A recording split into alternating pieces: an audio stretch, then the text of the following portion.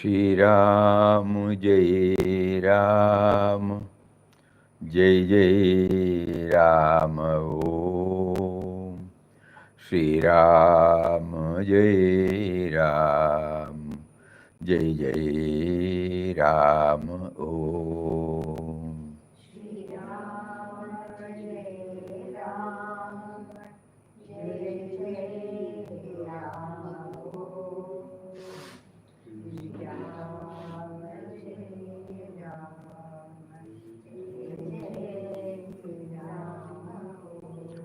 Shri Ram Jai Ram Jai Jai Ram Om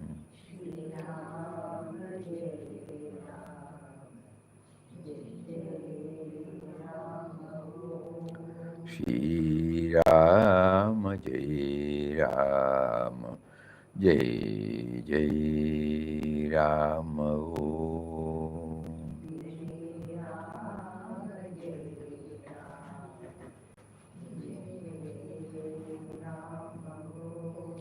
Shri Ram Jai Ram Jai Jai Ram Om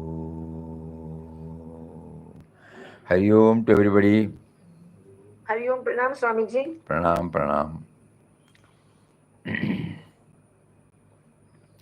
For the past few days,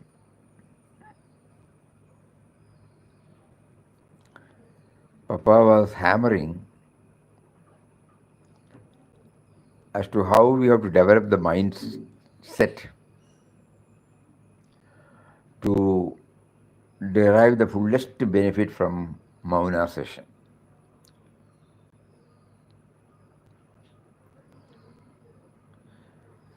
In that process, some of us might have definitely felt that it is too subjective, too dry.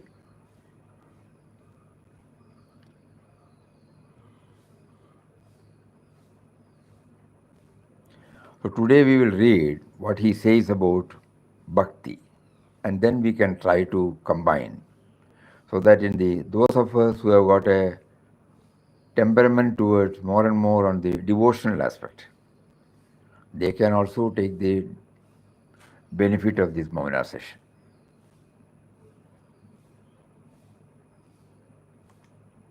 So bhakti.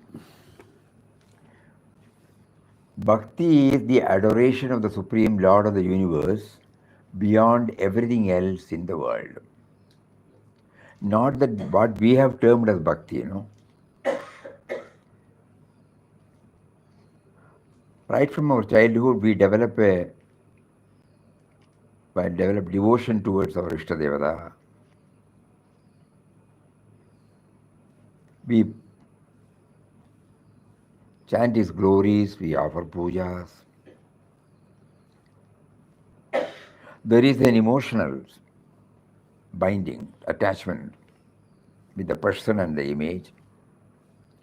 But that is only during that particular period.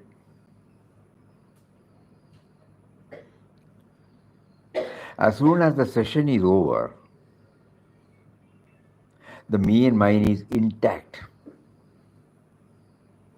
Though our effort is to feel, because when we do puja, when we chant his glories, when we chant his name, idea is to surrender, that he is the one who is behind all my thoughts, words and deeds. He is behind the entire activities of the world. So the surrender aspect. And during that particular moment, we also chant mantras, Anyatha Sharanam Nasti, total surrender. Tvameva Sharanam Mama Tasmat Karunya Bhavena Raksha Raksha Maheshwara Maheshwari Loka Samasta Sukhino Bhavantu. So there are so many such slogas by which we are reminding ourselves that the purpose of devotion is to surrender to the Lord.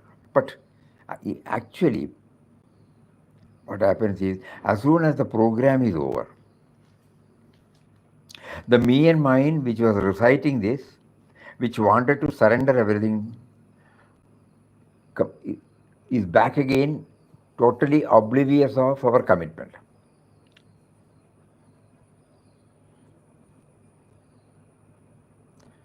So that means, have we understood bhakti in the true sense? That is why Papa here says, bhakti is the adoration of the Supreme Lord of the universe beyond everything else in this world. This one-pointed adoration makes the devotee keep his mind ever engaged in the remembrance and contemplation of the Lord. That ever, very important. Not merely during that particular a temple visit, for example, an ashram visit in our house. No. The devotee keep his mind ever engaged in the remembrance and contemplation of the Lord. The divine idea seizes the mind of the devotee to such an extent that the most attractive objects of life cease to fascinate him. He talks, laughs, often weeps in the madness of the Lord. As he progresses on the path of devotion, he is weaned away from the petty and transient pleasures of the senses and remains, as it were, dead to them. His one passion is to see God, know God, be entirely merged in God. So, as a result of this devotion, in the first place, the devotee is possessed with an intense vairagya. That means a steady, fixed dispassion towards the evanescent objects in the world. The intensity of his vairagya depends upon the intensity of his devotion to the Lord.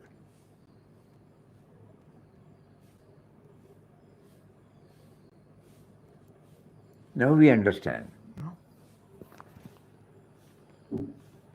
Though we must have been doing puja, or we must have been chanting his name, we must have been glorifying him, we must have been visiting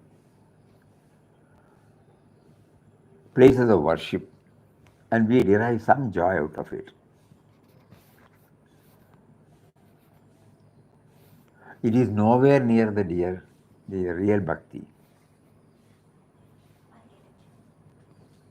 You sit.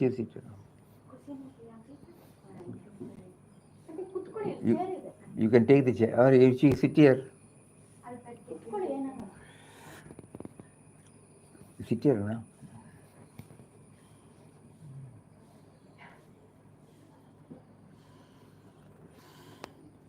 And vairagya.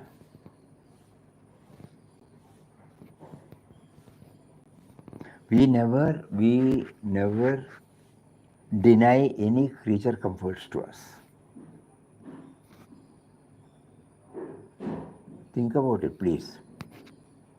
What is Papa's definition about devotion? A devotion which is weak and interrupted cannot entirely turn the mind away from the external world. Very often a devotee complains that however strongly he may wish,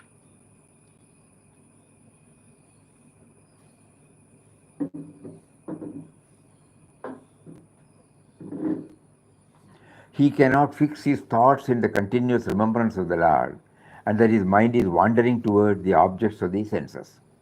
This is due to the lack of intensity in his devotion to the Lord. Devotion must therefore be a dedication of all the powers of the mind and heart for the exclusive meditation and love of the Lord.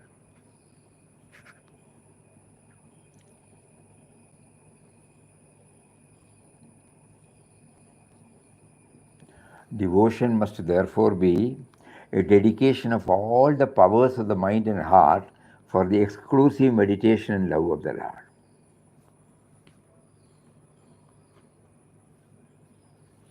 Devotion, as rightly divided, is of two kinds, the lower and the higher.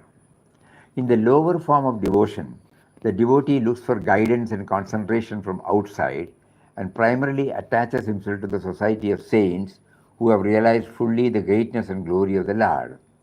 To keep himself pure in thought, word, and deed, he controls all the forces that are working in his physical and psychical being and adjusts the conduct of his life so as to free himself from all desires of his mind. Mainly, he will have recourse to three kinds of sadhana: satsang, solitude, and sattvic diet. How does the devotee now try to tune his mind in a continuous symphony with the Lord?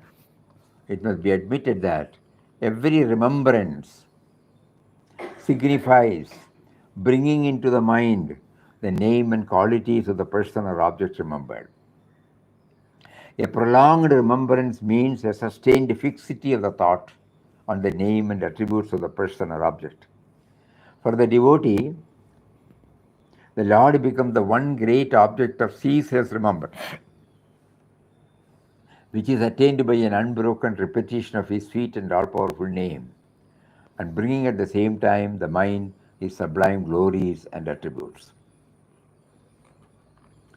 In the earlier article on bhakti, he says, bhakti means making God the supreme ideal of life.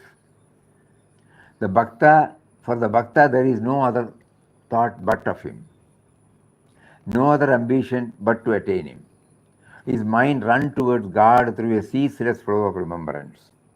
The Bhakta's heart is ever agitated with the waves of hope and aspiration for the vision of God.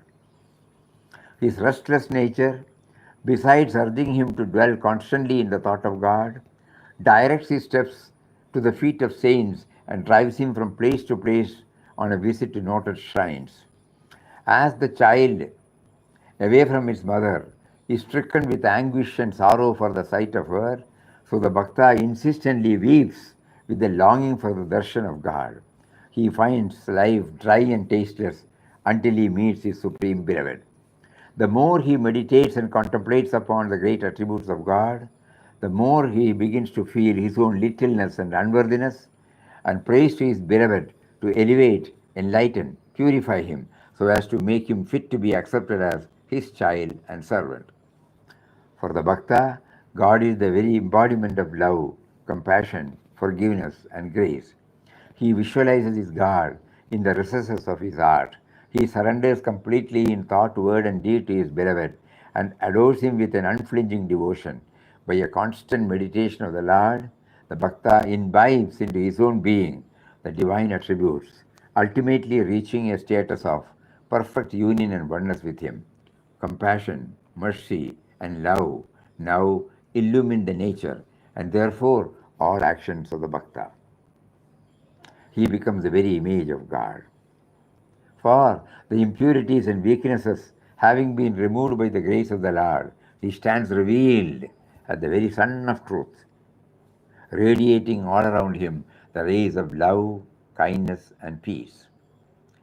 Now, the greatest virtue that shines forth in its splendor in the Bhakta is forgiveness. As God has forgiven him, so he forgives all in the world who wrong or have wronged him. He ever returns good for evil, both in thought and action. He is self-sacrificing to a degree. He is ever willing to serve and toil for others, to give them solace and relief.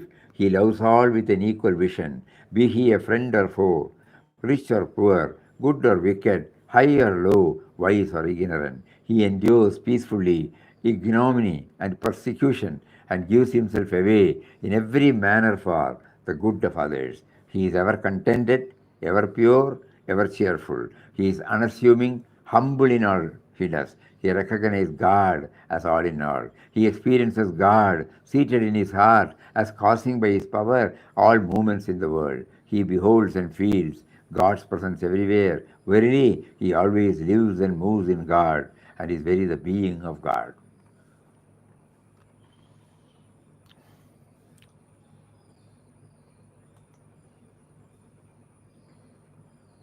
So during our Mauna session, that means even when we are in a puja room, even when we go to the temple, when we are touch rekindled the devotional fervor in us, our prayer should be, we have great devotion towards you, but it doesn't stay with us. When anything affecting me and mine comes, I am taking decision, I am not bringing you into the picture. Whereas now I agree that you are the Lord of the universe. But that doesn't stay with me.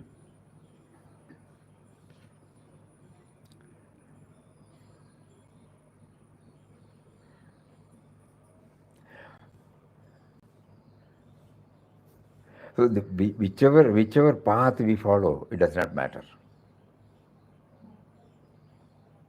Whether it is through analyzing, just like we found that we are watching our senses, we are watching the mind, we are watching the breathing, we become aware of the heartbeat, we become aware of the blood circulation, we become aware of the digestion, we become aware of the breathing, and we know that we are not this. That is a path through which, we would like to become closer to, because with our rational mind, with our analytical mind. But those who feel it is too dry, though these are all the facts, everybody will agree, to pursue on the same path for a longer period, it might. So that is why Papa is also placing before us the path of bhakti.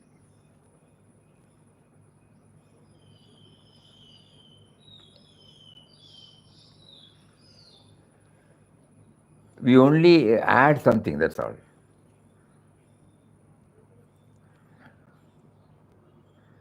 I don't have to convince me that you are there. You are there, I agree.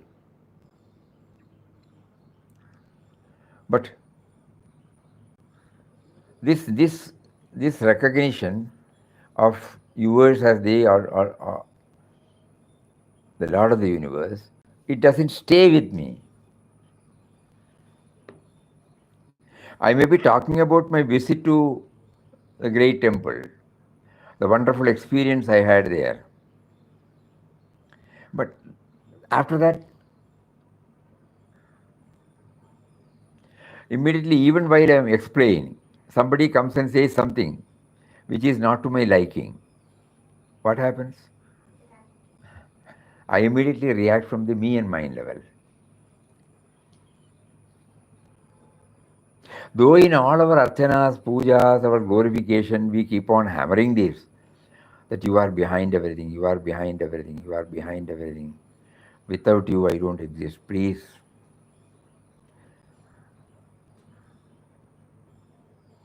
So our bhakti at the moment, though it gives us some, what do you call say, a joy during the period, no? Transient. It doesn't stay with me. So during the Mauna session, such prayer also can be tried, is it not? So that we are comfortable with a form.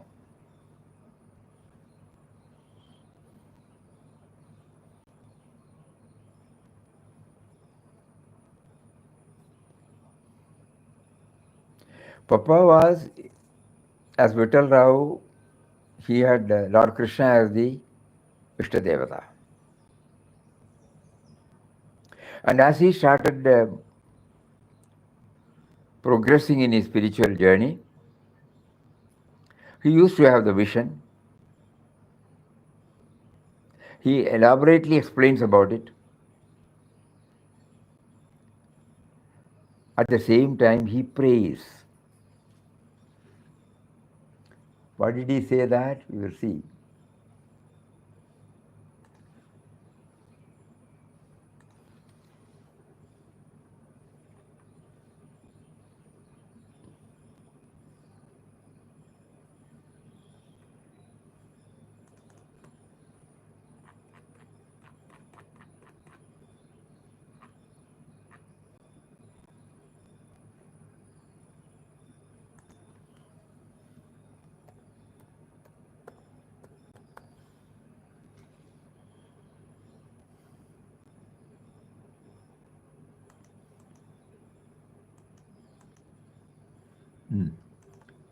Oh, this I have to do that now.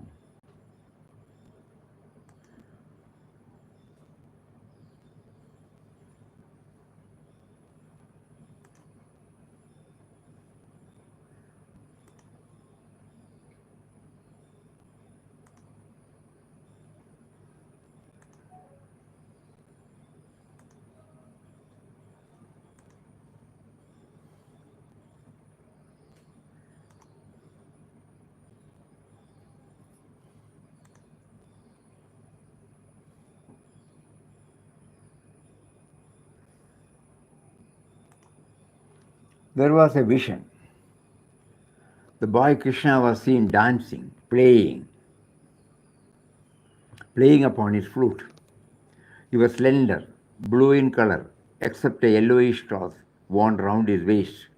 He was bare of clothing. On his neck was hanging a string of pearls. His head was adorned with a crown of gold set with gems. His back curds of hair were falling over his shoulders from beneath the crown. See how meticulous.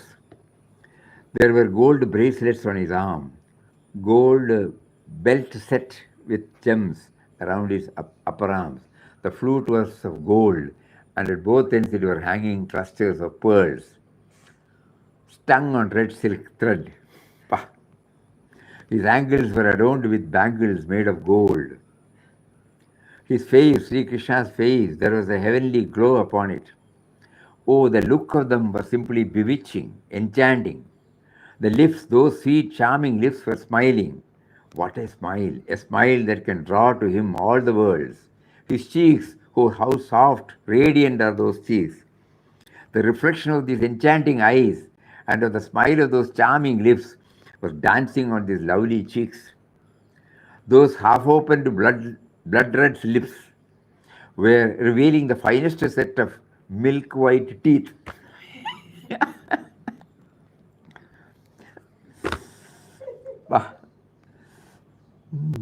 Those beautiful ears were decked with rings, pendants, set in diamonds, emeralds, rubies, with a gait what a gait when Krishna dances.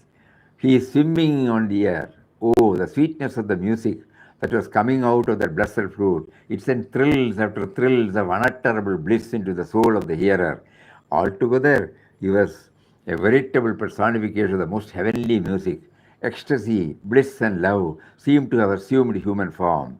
His well shaped small feet were dancing, keeping time with the eternal music of his magic flute. What a sight! The very gods might envy such a sight. Glorious, glorious indeed is the play of Krishna. See?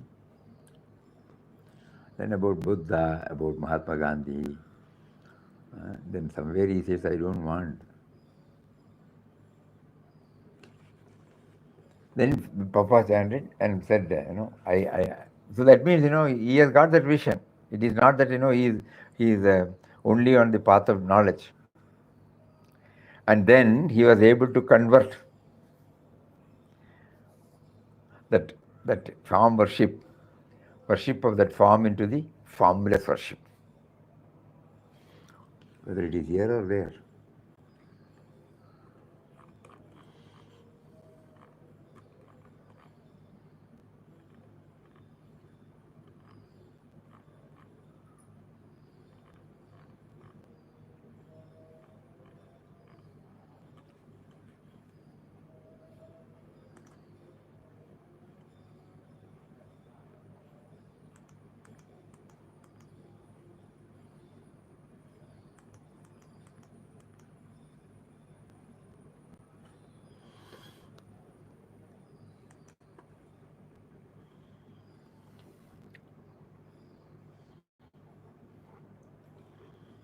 So elsewhere he has said, I want your form, which you have explained in Bhagavad Gita, the Vishwarupa.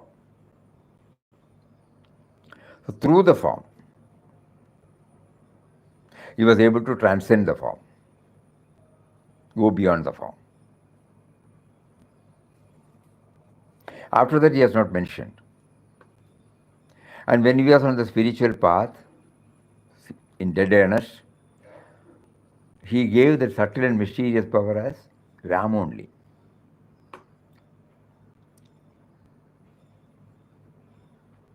So in what way we have to now start thinking? During our Mauna session, depending upon the taste, temperament, aptitude of our mind, we don't have to force anything. One method is to watch ourselves. He is the indwelling reality. We are trying to understand the indwelling reality, the power behind all our senses, the power behind our body, the power behind the mind, the power behind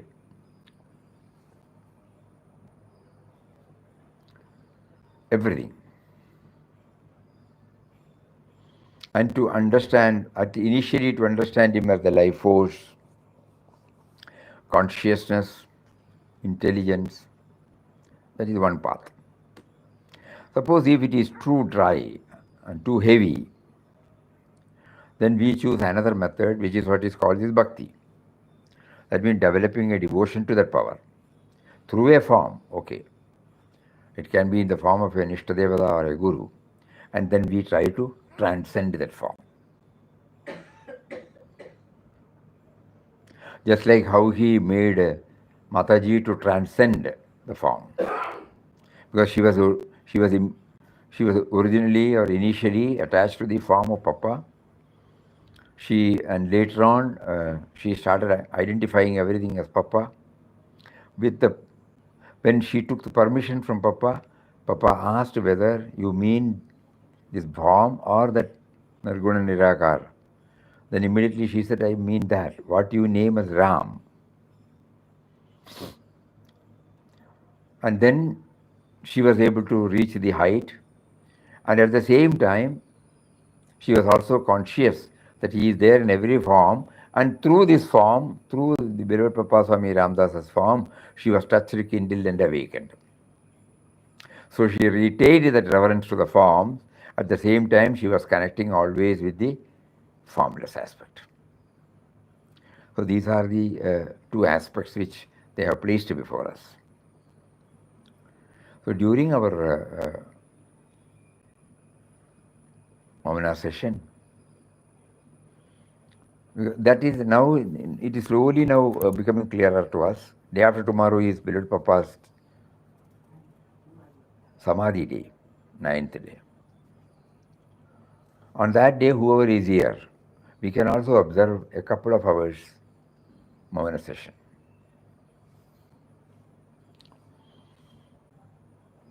Where we try to bring all these things so that whatever we have been able to taste on the Guru Purnima day, there can be a continuity.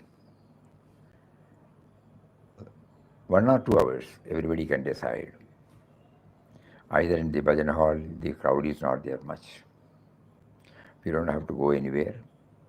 We will adjust the program in such a way that, say, either between 10 to 11:30, something like that, or 10:30 to 11:30, and then carry on with our Ram Nam and or what we are all comfortable, it can be done. The idea is we spend, not merely opening our eyes, allowing the senses to go here and there. At the same time, we observe silence in bhajan hall, and then observe a 1 hour maun, where we try to develop all these, either of these. Suppose Papa is our Ishta Devata, through that form we can go to the formless. Let us all equip ourselves mentally, We will try to finalize it tomorrow. It can be broadly. And those who are not here, they can also do that day after tomorrow. Wednesday, Friday. Friday. Those who are working, of course, they can plan it either in the morning or in the evening. In Chennai, we were told they are doing it on the Sunday, where they will be observing 9 to 3 the Mamana session in Prem Nagar. It doesn't matter, day doesn't make. We remember, actually it's only for the purpose of intensity remembering. We are running after the dates, so it can be on any day. So here we will do, there's the practice here. On that day we do something like, the flag hoisting, intensely remembering him before the Arati. That we will continue, we will not stop it now. So during the period between 10 to 10:30 or something like that. Where from? This is in Gospel. Gospel. Bring that here. I'll explain this. So this is, kindly think about it. Those who are here, those who are here, as well as those who are not here, all of them are requested to spend at least an hour or two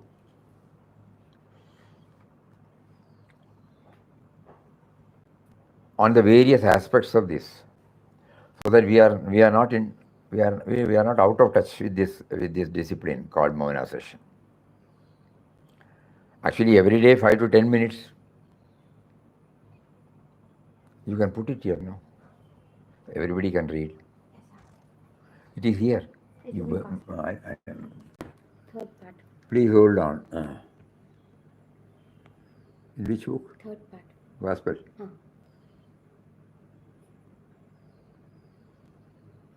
Volume? Oh, third. Third. One night when he was thus engaged. Control F. Search. One night when he was thus engaged. One night.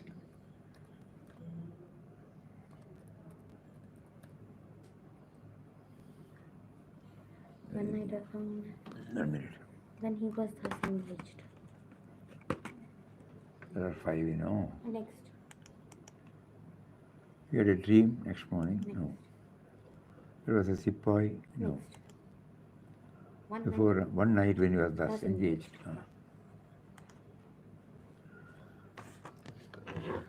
Just now we read about Papa's words about Lord Krishna from at the feet of God. Now the same Papa explains about later.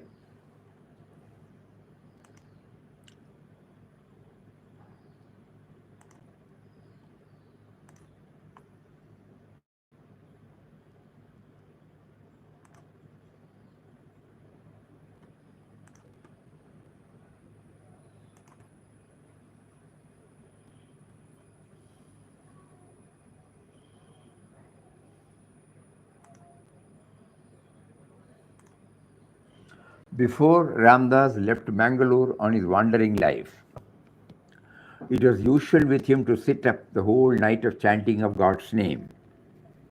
One night, when he was thus engaged in the repetition of Ramnam, he saw suddenly Lord Krishna dancing before him. Krishna had a flute in hand, a gold crown on his head, a fine tilak on his forehead, a long garland of flowers around his neck, and he was wearing a yellow silk cloth. The vision captivated Ramdas's heart, and he was for a few seconds witnessing the dance. It was a thrilling experience. He was very much delighted to have the vision of Krishna in that particular form, but his desire all along was to see him as everybody, as everything in the universe. So at that moment, he intensely wished and prayed that Krishna should grant him his universal vision and not put him off by giving his darshan in that form. Ramdas knew well that all those forms were impermanent, and once they appeared, they would disappear. It would be satisfied only with a permanent vision. Now this particular word, kindly think about it again. Ramdas knew well that all those forms were impermanent. Only when we remember, we have that vision, no? Think about it.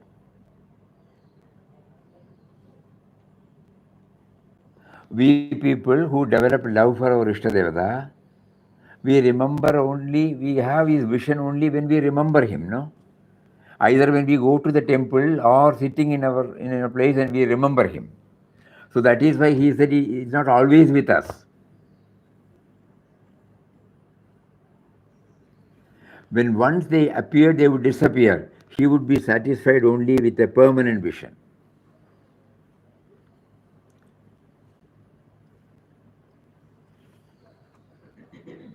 So his bhakti, he explains to us that bhakti.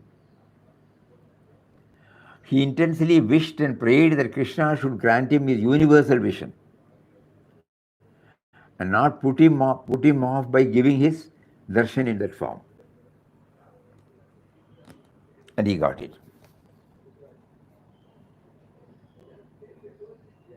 So now all of us, when we are suppose we are attuned to this particular type of approach to God, that an Ishtadevata, and we have developed an affinity,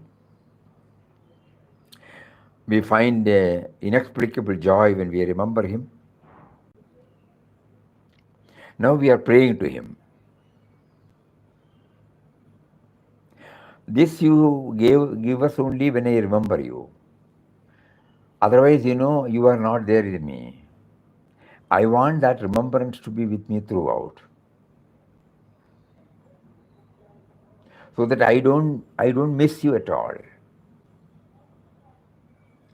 Now it is a touch and go. When I remember you, you are there in my heart. When I am involved in activities, you are not there. When I am reacting to events and individuals, you are not there. So I react from the me and mine level only. Whereas there is an intense desire in me that to know that you are behind everything.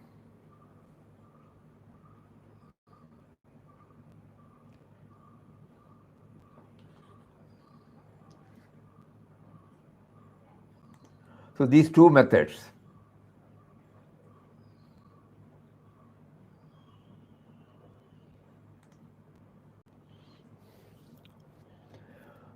we can make a trial even on the 9th.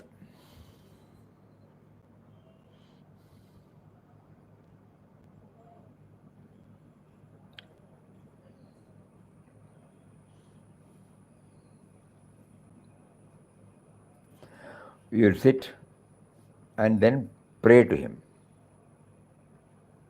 You are a source of perennial inspiration for us. And today we remember because in 1963 on this day you dropped the body.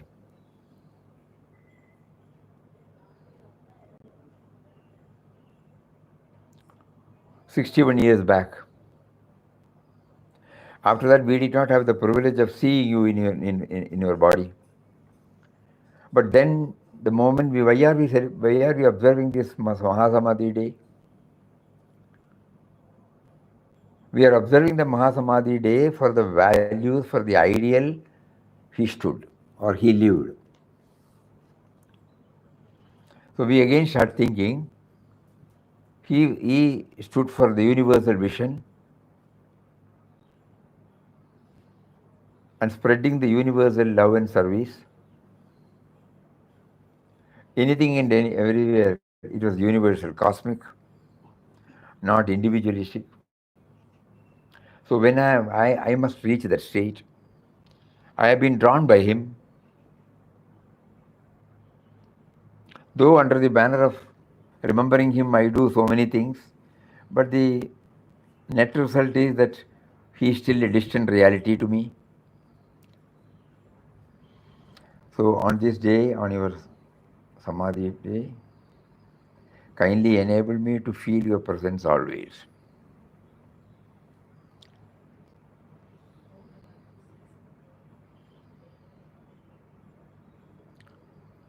In whatever way you want me to feel your presence, with form or without form. You are without form, but you also had a form. God is with form in the form of everybody, Papa used to say. And he is the impersonal aspect. It is difficult for me to concentrate on the impersonal aspect. So I will be comfortable with the personal form. Through that form, I will try to develop the aspiration of seeing you in all.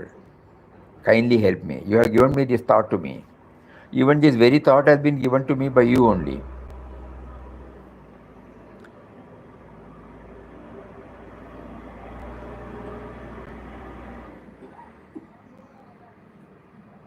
So that our journey does not become rough, dry. It's left to everyone to choose the path. Any Ishta Devata.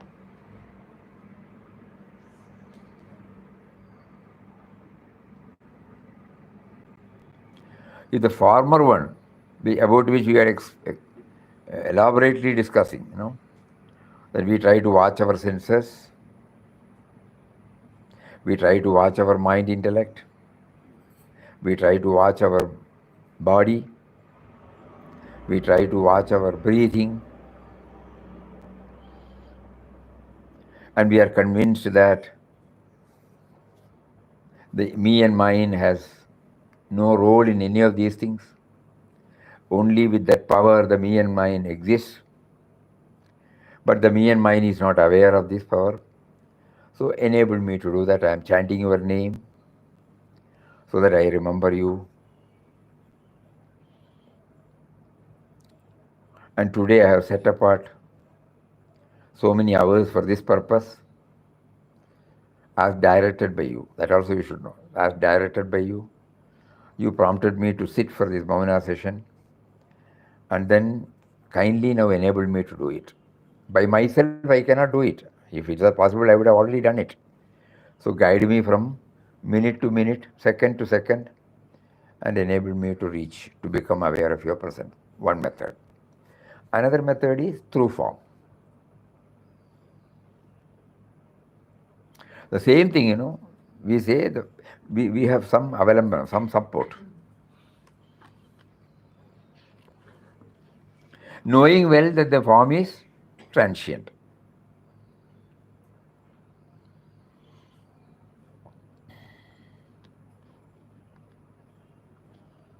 So our devotion should become that intense, that we through the form we try to connect ourselves with the formless. The first attempt, not through the form. We are trying to connect with this direct. In here, through the form, we are trying to connect with the same power.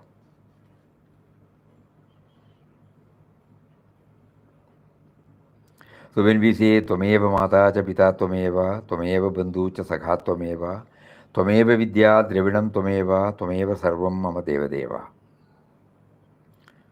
Through the form to the formless.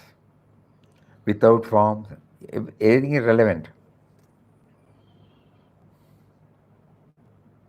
But here as Papa used to say, there is a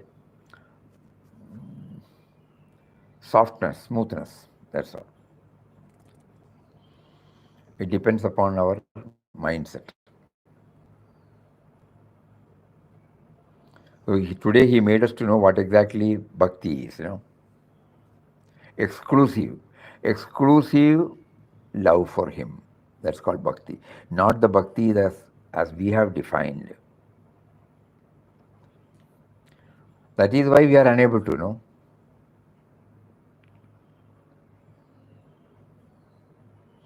During the puja period, puja room prayer time, during our visit to temples, whenever we pass through a temple, whenever we think about the temple visit, whenever we hear about any bhakta's anubhav, experience, we are all happy, It gives us joy. We stand for hours together in the queue. We offer the fruits or whatever we have brought, offering to the Lord. We will be allowed to stay there only for a minute or a few seconds because of the crowd. But still we undertake that and we go there, we enjoy and come back. Everything is valid, everything is right. But when we are sitting, we say, is also a touch and go. When we deal with men and matters, as soon as we get up in the morning till we retire to bed, does he come into the picture? Does he take hold of us?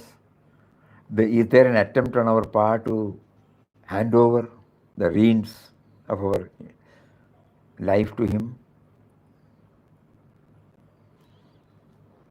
Now we get because of all these things, we get a clear picture of the bhakti. So there Papa says, bhakti vairagya, That is why he drafted this word, the process. Bhakti is the root, vairagya is the trunk, jnana is the flower, parabhakti is the fruit. Because we start with bhakti, me and him. There is a sweetness in that relationship. But it should be followed by Vairagya means exclusiveness, you know.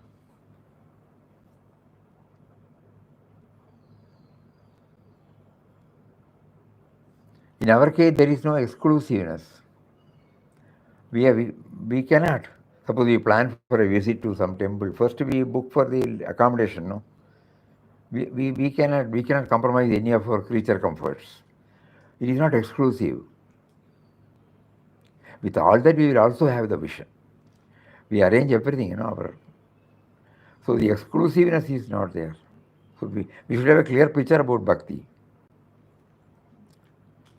So probably that is why we are not in a position to sustain that feeling. Part of the mind is really excited to have the darshan. And some sort of tyaga is also there. We're standing on the queue, in the queue for a longer time, patiently waiting. And we don't grumble even when our turn comes. We know so many are waiting, so we don't complain. I couldn't remain there even for 1 minute or 2 minutes. That is there, no doubt. We are happy that we have given our offering. We take prasad when we come back. We don't come back empty-handed. We distribute to all our known friends. I have gone to Tirupati, I have gone to Guruvayur, I have gone to this place. This is the prasad. We find joy in it. Everything is valid. We don't have to stop any of these things.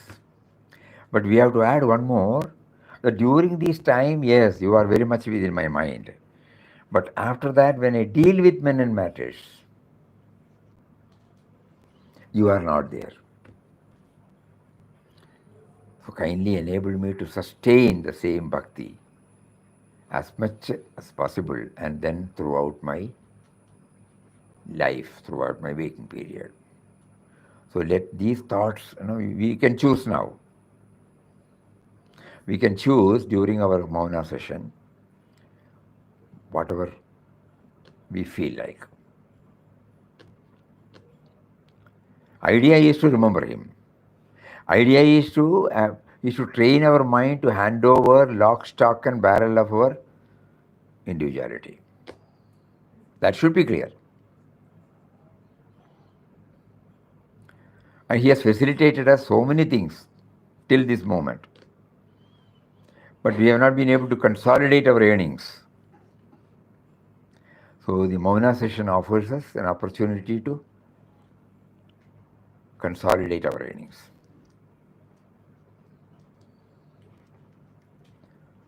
So today he has given one more dimension, bhakti path.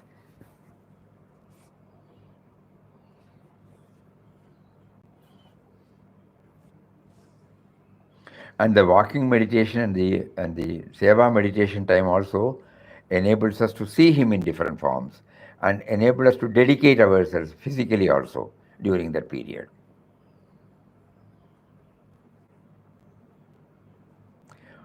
When we walk, we see so many things, though we don't talk, especially trees, bushes, flowers, fruits, butterflies, birds, earth, so many things. And now with this dimension, we will say, oh, you are in your Virata Swarup. And at the seva meditation time, seva meditation, walking meditation, seva meditation. Whatever we do, we try to dedicate to him. Do it. So at the time of dedication, what all we do, that we will observe. Perfectly doing it with a touch of love, touch of dedication, touch of gratitude. So sitting meditation, walking meditation, seva meditation, eating meditation.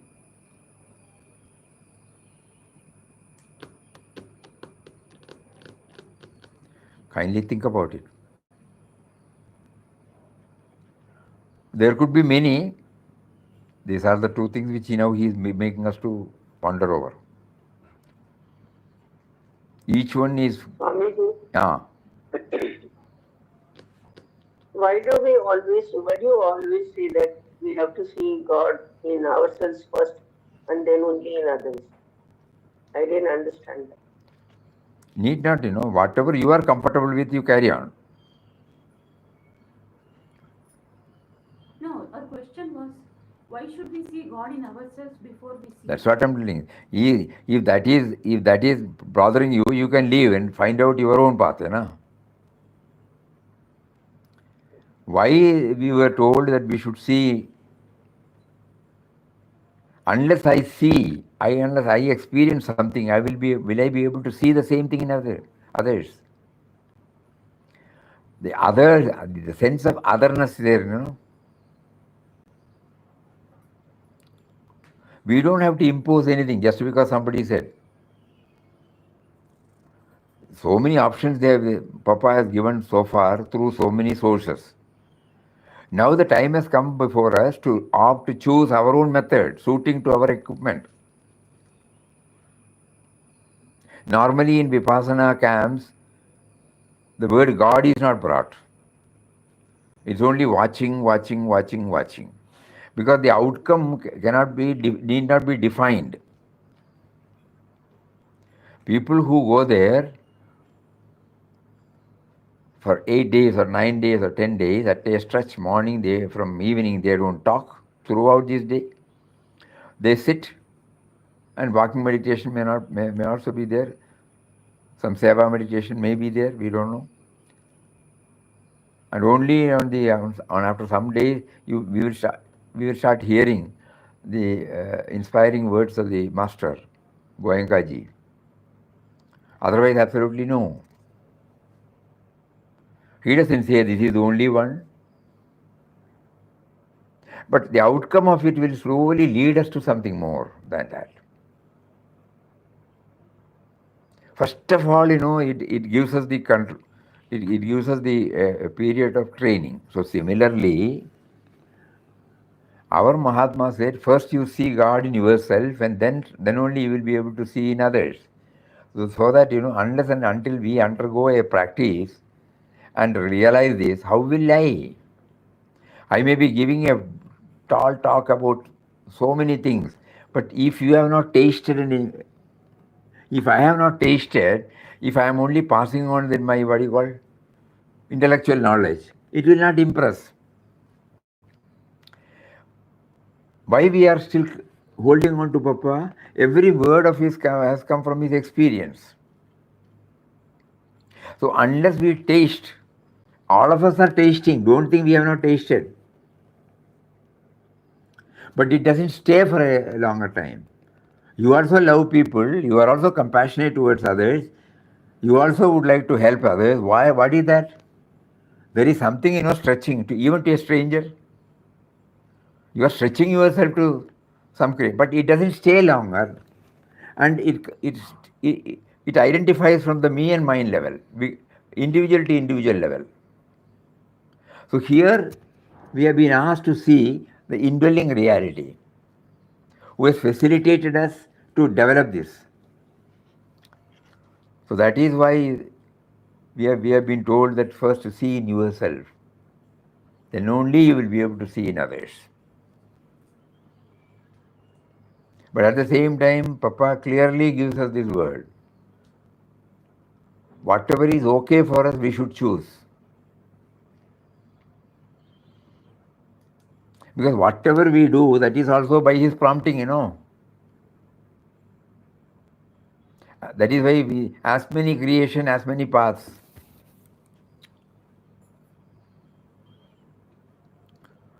So we go through all these things. Whichever line is okay for us, we will do that. What is needed is the reaching of the ultimate. That should be clear. Many people used to say, we don't want this philosophy, Vedanta, dry. We would like to have devotion. No. Devotion to a person, devotion to an ideal, devotion to an object.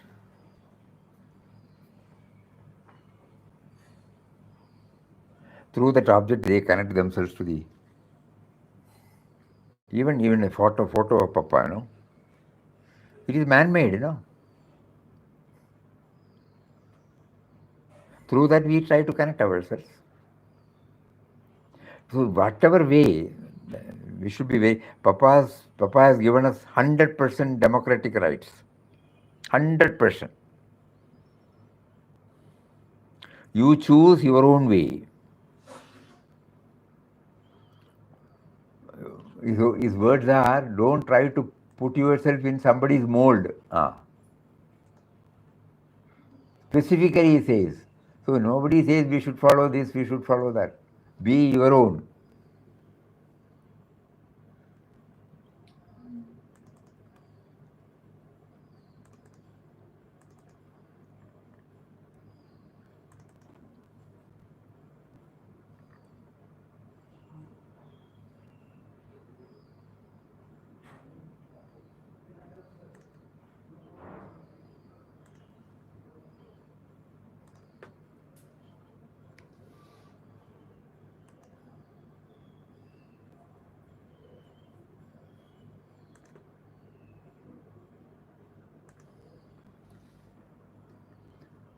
True release of divinity. True spiritual perfection lies along with the path of your own inherent nature. You have to develop your individual uniqueness so that the divine power and glory may be revealed in you, expressing themselves in an original way. This much democratic freedom who has given? The true spiritual perfection lies along the path of your own inherent nature. The true spiritual perfection lies along the path of your own inherent nature.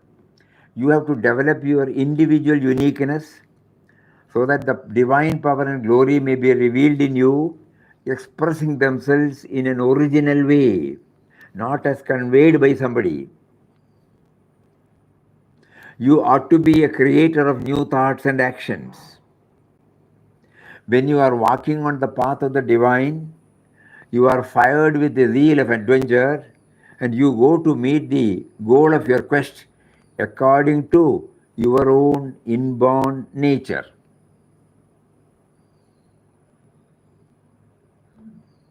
Sadhana consists, what is our sadhana then?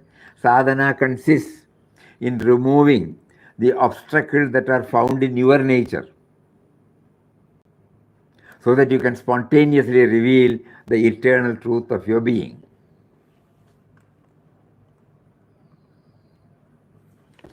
Sadhakas receive inspiration and guidance from great sources and scriptures, but they should be warned against mere imitation.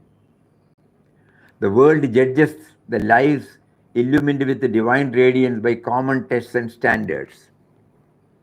It expects that they should all be cast in the same mold and act and live in the same manner.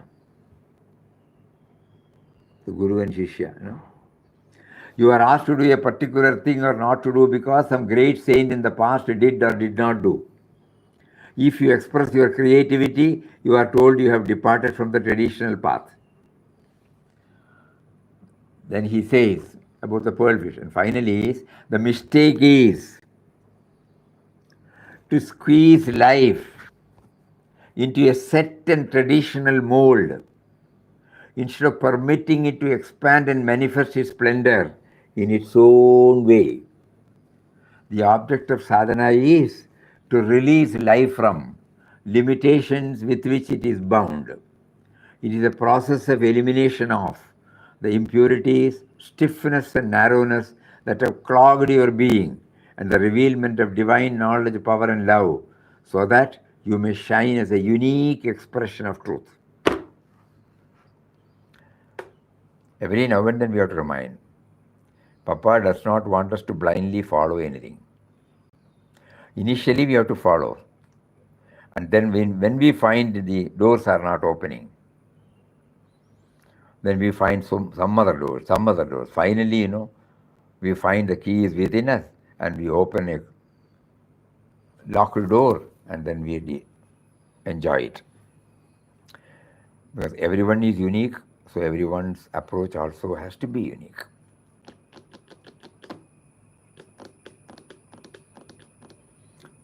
So back to your question, that is, if we are not comfortable with that quest, that we should first experience ourselves, then only we will be able to feel his presence in others. That is the revelations of many masters. If we are not comfortable, we are asking what else is there,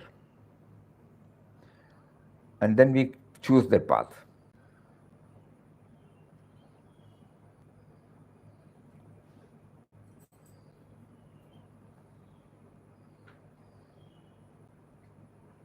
New thoughts, he says, no, you should be the creator of new thoughts.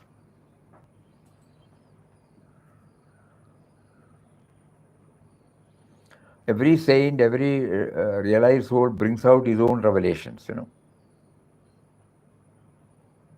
So they are giving us the clue. You also develop in your own way.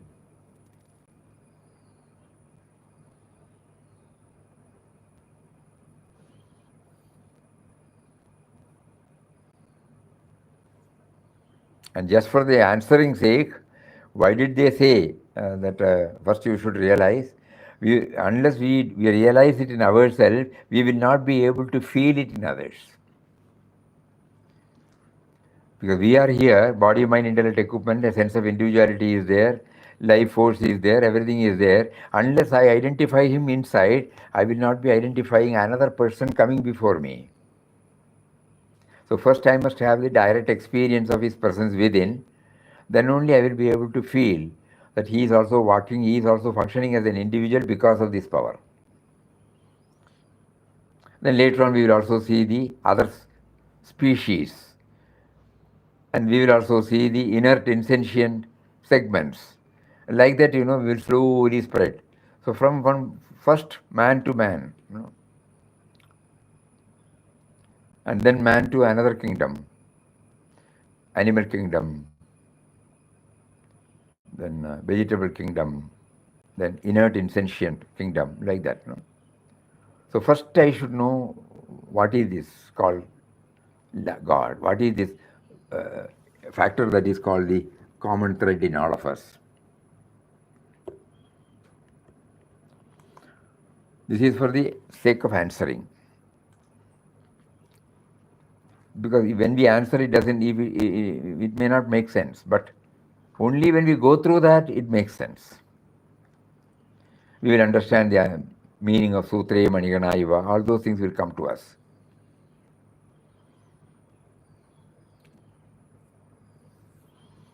Oh, it's already 4:35. So on day after tomorrow is? Friday. Friday we will have Satsang, yes, on Papa's. We will try to read. முதல்ல bulb உள்ள light இருந்தாதான் வெளியில வெளிச்சம் தெரியும். Very good. வெளியில வெளிச்சம் இருந்து bulb உள்ள லைட் இல்லைன்னா அது ஃபியூஸ் சபாஷ் வாட் எ ரெவலேஷன். ஃபியூஸ் போன பல்பா இருக்கும் சாமி. குட். எப்படியாவது அந்த லைட்டு கிடைச்சா போரும். இப்படியே அப்படின்னு சொல்லவே இல்லை நம்ம. இப்போ பல்பு இல்லைன்னா டார்ச்சாக வச்சுக்கிறோம், ஒரு கேண்டிலையாக வச்சுக்கிறோம், ஒரு லேம்பை ஏற்றுறோம். லைட்டு கிடச்சா போதும் எப்படியாவது. So we will all meet on Papa's Sannyas day after tomorrow, and kindly think about this to make use of at least an hour or two on that particular day for going within through any path that suits us. Okay? Hari Om.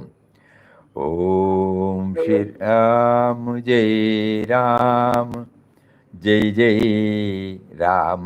Om Shri Ram Jai Ram Jai Jai Ram. Om.